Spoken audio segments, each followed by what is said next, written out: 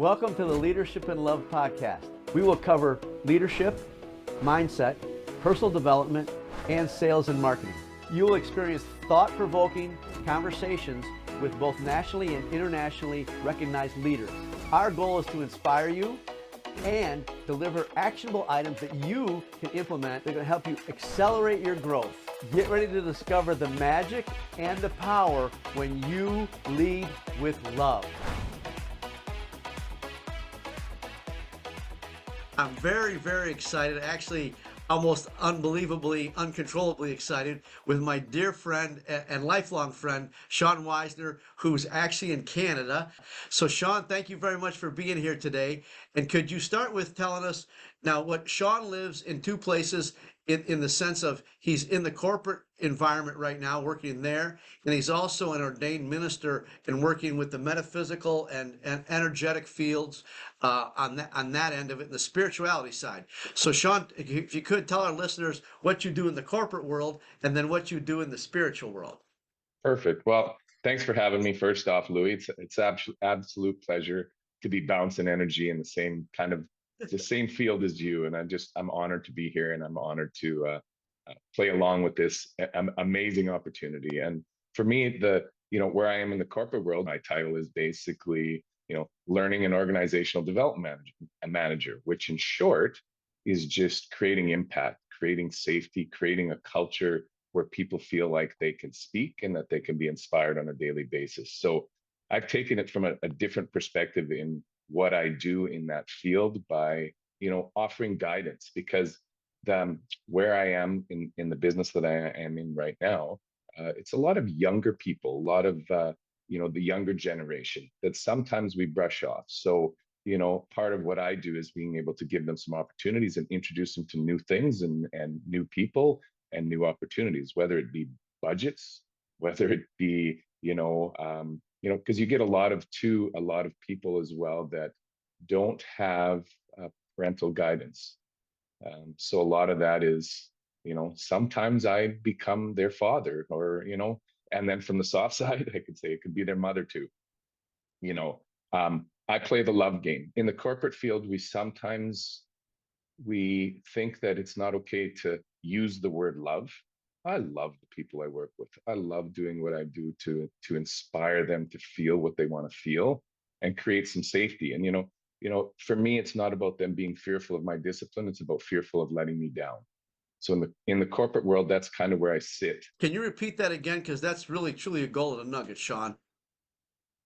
For me, in terms of giving them the opportunity to not be fearful of my discipline, but being fearful of letting me down. And that's how I want to be able to create it and let them feel safe so that they can come and communicate with me for anything and everything. Part of me in the corporate world is we say, well, you should leave your crap at home. I say sometimes you have no choice. And if we as leaders are aware of it and are open to it, it gives us opportunity to be able to say, so what's going on at home? And being okay with it. Yes, of course, we can't sit into the whole coaching and consulting world for hours and hours, but it's all there needs to happen is just that simple one little question of caring to say, hey, what's going on? I'm here to support you. What can we do to help you? And that's always been my role.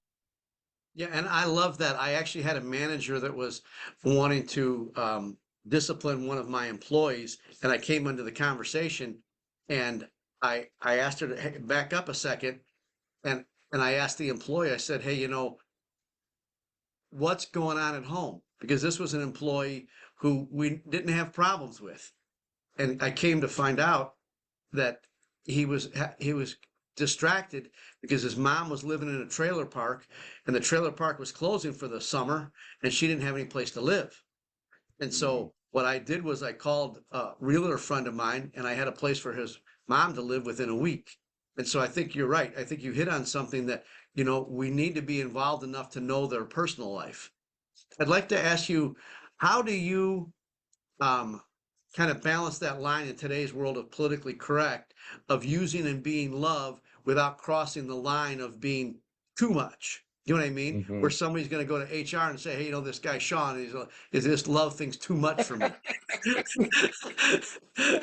Well, I think the funny part about that is we're always going to get accused of, and I don't say accused of, but sitting into that perspective of, and I like being called weird, just so you know. I think being weird is a cool place to be because it's out of the ordinary, and Right. it's being able to step into the boundaries sometimes that you might not think are there. And I think from a perspective of love, there's a lot worse things that could be said in terms of what might end up at HR. And yes, we look at it and say, is that too woohoo? And the really neat part about what's going on in the world right now is science and woohoo are kind of becoming really good friends because science is recognizing that consciousness is becoming so an ingrained part of development and growth and awareness for us. So the woohoo is kind of mixing in with it, which I'm so excited about because I've always been told that I'm sometimes too woohoo, but I say that woohoo is the, I won't swear on here, but so I'll use crap. So woohoo is the crap that works. Um, and from that place of being open and honest and truthful, um, to me we've given some of that name of woohoo, which realistically is just caring. It's about culture creating. It's about when you have the opportunity to get somewhere from a perspective of me saying that I love my people, and somebody might go and say, well, that's a little bit over the top. Yet the department that I run presently, if you were to look at it, and this is factual because I could tell you whatever I want, but this is factual that from my department, I am the only department that has people that have enhanced their careers within this corporate entity, meaning that they come from my area now. Some of them are managers, some of them are running teams, some of them are in charge of inventory. There's a person in every department in this organization that have come from my department based on the fact that I gave them the opportunity to feel safe and feel loved. So, your topic on leadership or love and leadership, it's hand in hand, Louis, and it's incredible how, if we're allowed to hate, it's a heck of a lot easier to seem to go that way. Why not love? So there's I use the word all the time, and I really don't have a problem with it. And people will authentically know that, that the word seems to be scary, but I say it all the time. They just know I care for them. If it's a process that needs to be enhanced upon, they know I care enough and love them that I want to make sure that if it's a safety piece, that they're going home at the end of every day because Shawn cares for them and Shawn loves them. And I can tell you, I love your heart and I love your transparency. And I hope that the people listening to this really catch on to what you just said, because I think I love the word authentic, that you used authentic. And when you come from that place of just being real and true, it resonates with people. It lands, right? So I love that you've got a proven record and proven results. So I'd like you to share, what are the things that you do on a regular basis that have you've found time and time again work to grow leaders? Because I really believe that's, all of us are responsible to grow leaders. What do you do to grow leaders? So that's a great question. And one thing that I've put a lot of pride into is, and I've created something that I call, and this is me, and it's called the 4 C's. So four C's is in C is in Charlie. And what that is for me, it's just that the first C out of everything to help with creating these leaders within the organization is having a commitment. So, until one is committed, there's hesitancy, a chance to draw back, always ineffectiveness. So when I'm committed, I'm committed. And it's funny, even when you say it, it sends tingles down my spine because it just opens up that head heart chakra to say that I am in it, and I'm in it fully, both feet in the pool, not just one hanging on the side. So that's my first one. And then the second one is creativity. So within creativity comes a whole different, so I could go on and on about my 4 C's because I do really love them, and they are part of what I say has been success in my leadership piece. Creativity is about a vision. And the only way we can truly have a vision is if we are present. When we are present, creativity is allowed. When we're thinking about the past or thinking about the future, our minds are too filled with crap. When I take a leader and I say, you know what, let's just get incredibly present, because in our presence, some of the things that will come from how we want to be creative, what we want to do for efficiencies within the organization that we have, how we want to come up with some, lean processes or training other leaders. Let's get creative together. Now, which branches right into the collaboration piece. So now him and I, or her and I, might have some great, fantastic ideas, and we might think we've got the best of the best. It's all about having the willingness to bring in some other team members and going, what do you think? So it's having the awareness from getting feedback from others. So self-awareness is an important piece, but getting feedback from others and collaborating with others, because they'll come up with something you never thought of. And it'll just be, wow, it's just one of those things that you went, hey, that's what we needed to do. So that becomes really important. And then for me, the fourth C is communication. And sometimes communication is saying nothing. Sometimes communication is sitting back and, listening with the perspective of understanding rather than responding. Listening from a piece of respect that allows others to eat first and me to eat last. And I think that has been a valuable lesson for me in terms of how that communication piece really works and how powerful it is for us, And even in with all of this stuff, there's one exercise that I'll do in a room when we talk about, I'll just step back once into the collaborative side of it. And I call it brainstorming for brilliance. And what we'll do is we'll get in the room, get on a whiteboard. I'll go up to the board and I'll say, here's how things are going to work. This is how we're going to plan it. And we're just going to spit ideas out. And the importance of brainstorming for brilliance is just sitting there and listening and writing down and not making a comment, not making an eye gesture, not making a wink. Because if Johnny's says something that's absolutely stupid in the first two or three things, and I would make the comment like, really?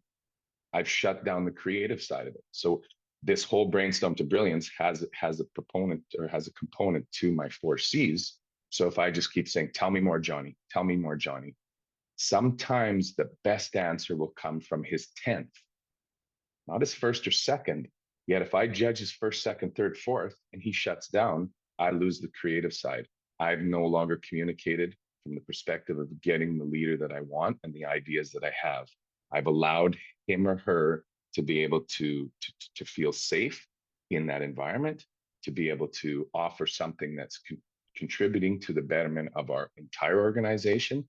And all of a sudden, I've got somebody that is a dedicated, committed, 100% loving leader that wants to do the exact same thing that we just went through.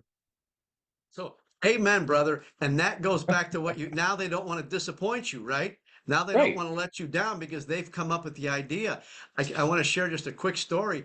I had, in one of my companies, the body shop, we had a challenge in the production department, all guys, right? And we had a couple women working in the office. And so we had this challenge that we need to solve. I put everybody together, everybody, whole company. I put them in a room, and it's not surprising to me that you and I are in the places we are in our lives, in our careers, and we've never talked about this before, but we've done such similar things to lead.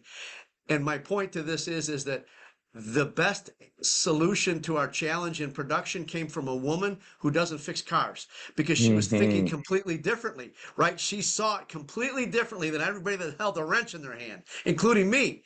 And so you're right. And I just recently read that I think it's Simon Sinek said it. And you've probably heard it someplace else as well, that, as a leader, you should eat last. And I love that you've translated that to, you should also talk last. You should be the last one to open your mouth. Let everybody else have their say. So the next thing that leads me to is, explain to the audience, if you would please, how is it for you to go back and forth from like your spiritual work, being a minister and a counselor, a guidance person, a mentor in the corporate world? Do you see any difference in that?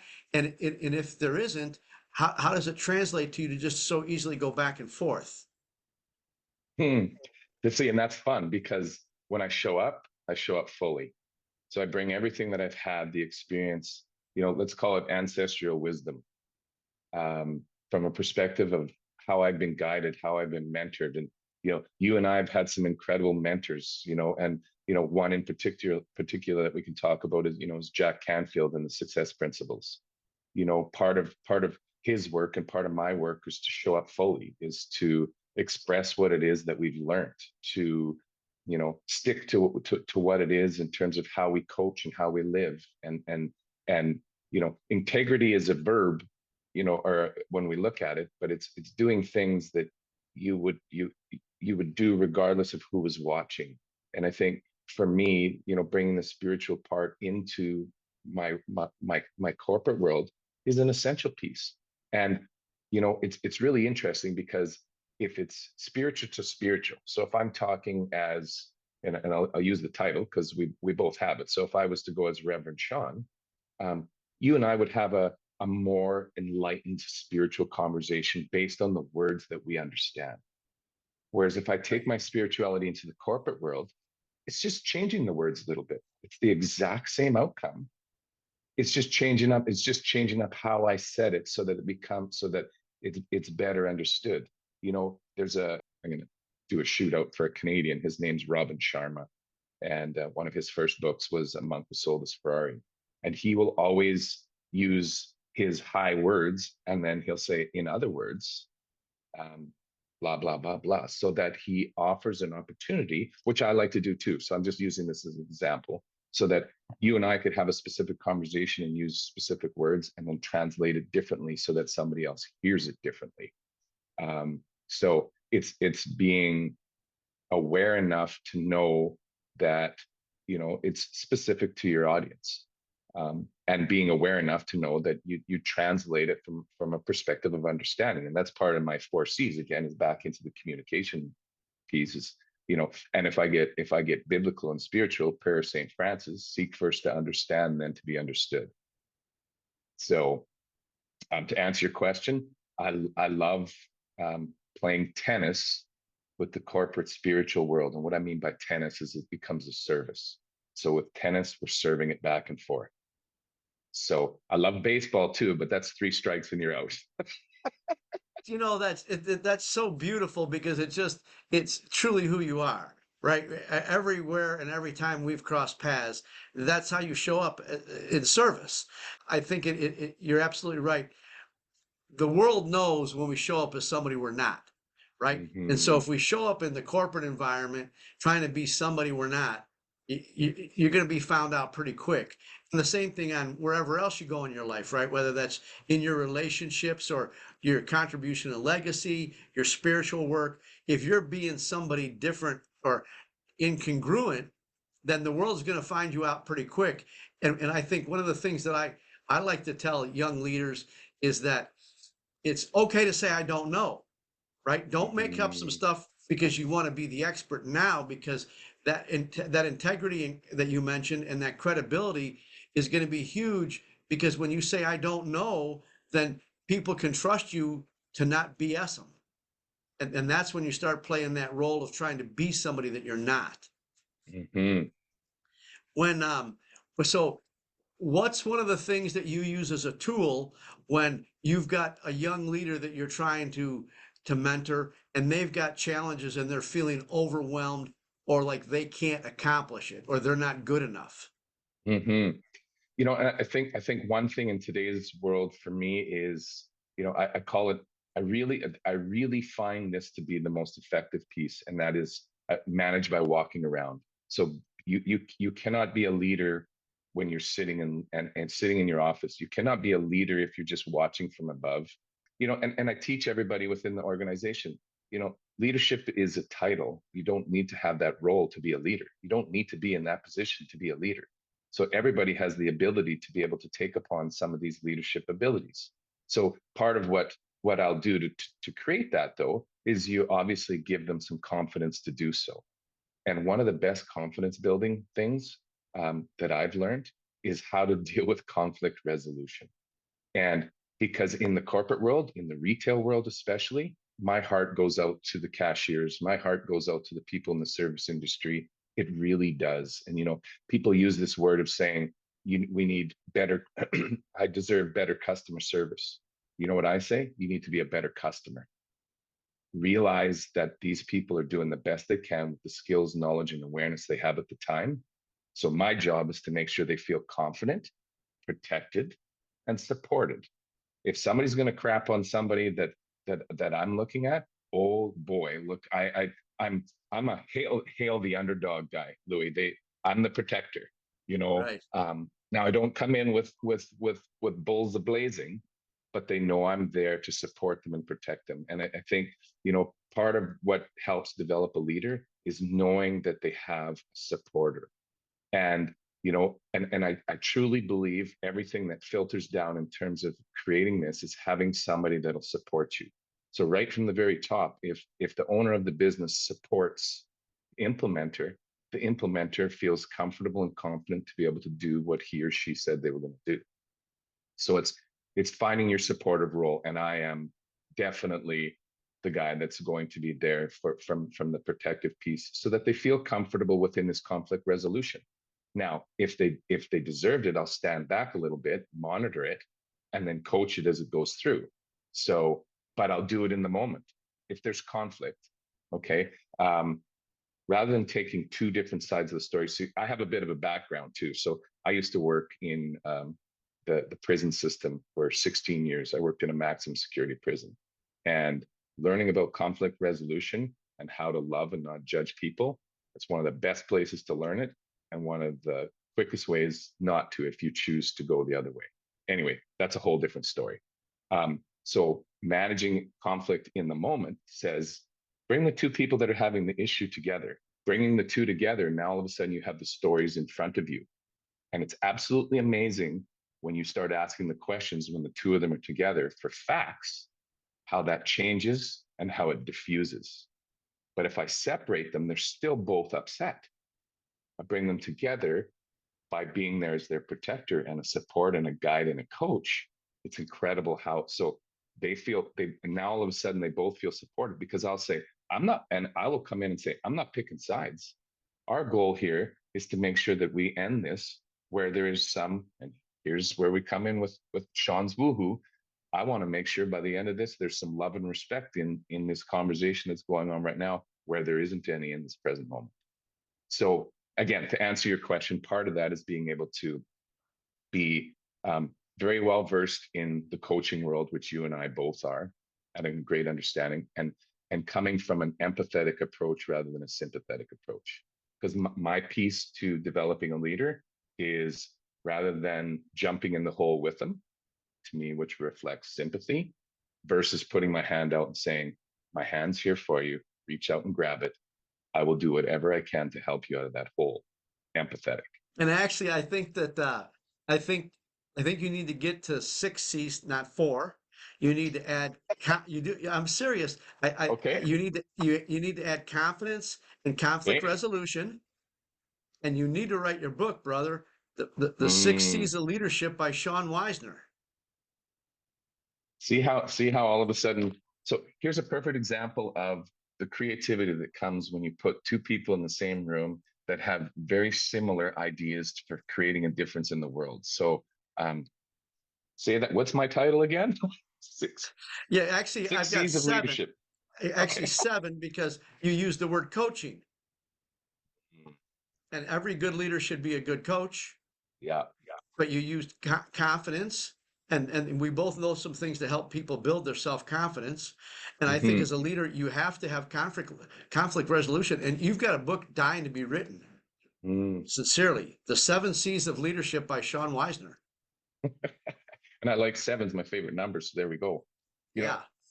I think there's the perspective of what there is out there to make a difference. So I'm just going to honor you for a moment here, based on the idea of what it is that is required in the world of uncertainty right now, is giving people hope. And you have always been that individual, regardless of what conversation we have, how we have it. You make me laugh. You make me feel loved. You have that essence of change. And I'm going to hats off to Louie Sharp right now from the podcast piece, that these are pieces that are going to help in that uncertainty. These are the places where we'll be able to speak our truths, feel safe, feel inspired, and take something of the nuggets that you'll be sharing on you. And you talk about self-respect and self-confidence.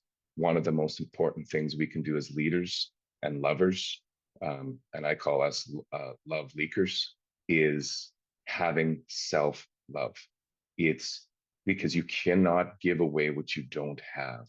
And to have that confidence that we're looking for in leadership, it's about being able to look in the mirror and look beyond what the exterior is, and be able to see deep inside of what you are, and look for that inner teacher and that inner love that is going to expand throughout the world. And it's a simple piece. Every single one of us are standing in front of the mirror in the morning. I'm assuming we are. You're either brushing your teeth, or you're shaving, or you're doing something in front of that mirror first thing in the morning. What a beautiful opportunity to look yourself in the eyes and say, you know what? I love you. It's the same perspective. I'll go back to what you don't have, you can't give away. If you want to be able to give some money to somebody that you don't have, well, you need to figure out a way to get it. So there's things you can do. So if I look at because we look at a tangible versus the woohoo. So here's where I talk about science and woohoo. Money will give you an opportunity to give it away, to give somebody a smile. No different than it is look in the mirror and tell you that you love yourself. And there's exercises that, the mirror exercise. You and I went through that whole thing, and I know that you still do it today without your clothes on. Right. And everybody might laugh at that, but there's an important piece to be able to say, some people say, yeah, but my feet are ugly. Well, your feet carry you a lot of distance, a lot of miles. They've taken you to places that, you're very appreciative of. You can have gratitude for those places. So, without going way out into left field, the self-confidence is going to become an important piece for self-love. And there's many ways and tools that you can do that. And I would strongly encourage anybody that's looking to do that. There's tons of different ways and simplistic ways. Don't make it difficult, make it easy. Yeah. And so first off, I want to say thank you very much for your kind and thoughtful words. They touch my heart. They really do. And I think that one of the things I'd like listeners to know is that what we're doing with this podcast is creating together. And I've come to understand that nothing great was ever built by somebody in a vacuum all by themselves.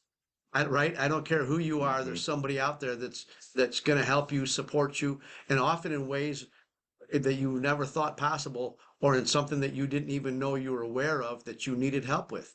And so man, you've just been dropping golden nuggets for this entire conversation. And I also think that it was very powerful, because you're right. I say the same thing to people, and it's probably not a coincidence, but you can't give away what you don't have. And until you have it, and then that self-respect, you touched on that, and that's the same thing. If I don't respect myself, then how am I going to respect that cashier that's checking out my groceries, right? And then it starts to be really easy to be crappy to everybody, because you're crappy to yourself. And once you heal this relationship between you and you, then life gets a whole lot easier, but it's also filled with a whole lot more love. Is there anything you'd like to add before we call it a day? I think there was one thing that I read before I came, and it's based on, they say it's based on an African proverb, but it says, go fast, go alone, go far, go together. And I think we have an opportunity, going forward. It's, this word community is popping up quite frequently again. And from a place of being able to be collaborative and creative, there could be another C in that book. And that is being able to talk about community and the unification and the spirituality that comes from being in a community. And I'm just so proud and pleasured and loving that you're part of my community. Well, thank you. And I think you've touched on something. I said, and this is being recorded shortly after the recent presidential election. But one of the things I shared with people during that craziness was, I don't care whether you're hating Harris or Trump or Brussels sprouts or broccoli. If you're Hmm. hating, if you're hating, you're peeing in our pool, right? Yeah. Yeah. The collective, Einstein proved it's all energy. And so if you're Mhm. broadcasting something negative, you're broadcasting it into the entire universe, the entire pool that we're all swimming in. And here's what most people don't understand. And I know you know this, but if I'm being grouchy and hateful and mean and spiteful and all those things, who am I hurting the most? Me, Yeah. right? Me. And then it becomes perpetual. I had one last thought. Hmm. When when you think about leaders and their future, is there anything that you tell them to get them to think bigger or think, to your point, about going further? Because you mentioned that, in that African proverb, and I love that, because in community you can go a long way for a long time, right? It gives you the ability and the energetic place to kind of recharge but keep going with other people. What do you do to help leaders see that bigger picture and to dream bigger? And that's a beautiful question, because part of it is, don't recreate the wheel. There's thousands and thousands of different ideas and opportunities and mentors and coaches. And I'm not saying I'm the one, or you're the one, or he's the one, or she's the one, but there's so many different people that I would say become attached to, from that ancestral wisdom I was talking about earlier. If you want to know more, learn more, and the resources are there. Find a mentor. There's so many people like you and I, that if a young person came up to us and said, could you please teach me what you know, we'd be honored. And yet, so that comes down to the confidence to be able to ask. So, I'm going to throw a pitch in for Jack Canfield again. One of his success principles is ask, ask, ask, ask. And Right. I will throw it out there and say, if you want to become a really good leader, become a really good ask hole. And that is a perspective of being able to feel, because if you're willing to do it, you'd be surprised how things will show up. So that would be a number one thing that I would say. Ask for a mentor, ask for resources, ask for different things. And like I said, there's so many resources out there that I'm always willing to say, hey, have you looked at this person? Have you seen this person? Have you talked to that person? Have you looked at this one? So don't recreate the wheel. I mean, Marcus Aurelius wrote a great book called Meditations. It's thousands of years old. There's some great leadership quotes and qualities in there. And yet the corporate world still is not even looking at that book that's 1,000 years old.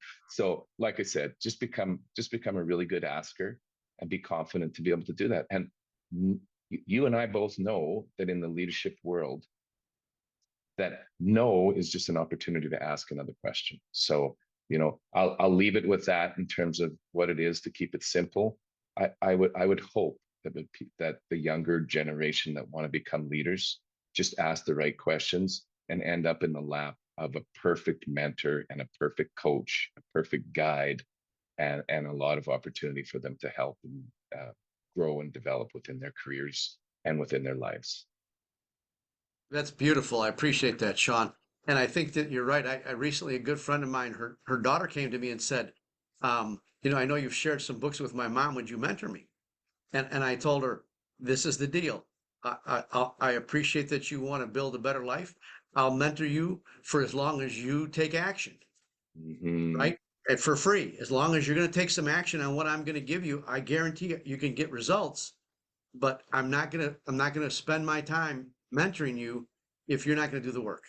Great point. And I mean, that's where we go back to the commitment piece. If you Right. if you're wanting to know, and you're coachable, and you're willing to listen, and you're willing to follow through, I will be there again, I will be there 100% support. So I'm on the same boat as you. So, Shawn, again, thank you very much, brother. This Oh, was my just pleasure. unbelievable, unbelievable. If people would like to reach out to you for guidance, mentorship, your wisdom, how can people get a hold of you? So interestingly enough, I'm just in the process of keeping myself accountable. I'm developing this website that'll be up and ready, but right now it's not. So right now I'm just going by my own email, which I've had for years, and I think you'll love and appreciate the idea that it's changing lives at telus.net. So that's CHANGI NGLIDES at T as in Telus, ELUS.net. And I'm open for anything, conversations, coaching, mentoring, whatever it is. I'm here for that perspective of changing one life at a time, and making sure that we're always there to create a difference. So thank you so much for having me. Quite welcome. And what I'm going to do for you, those of you that are listening, I'll put your contact information in the notes of the podcast as well, so that they can pick it up. Yeah, they can pick it up from there. So thanks again, Shawn. Sounds good, Louie. I appreciate you too. Love you, brother. Love you too. Thanks again for joining us and listening to this episode of Leadership and Love. I would like to challenge you to ask yourself, what's one thing that you heard today that you can implement immediately to improve your leadership and accelerate your growth? If you've gotten value out of this episode or learned something that you can implement today, we'd ask that you please share it with those that you care about. Our goal is to create more leaders who are leading with love.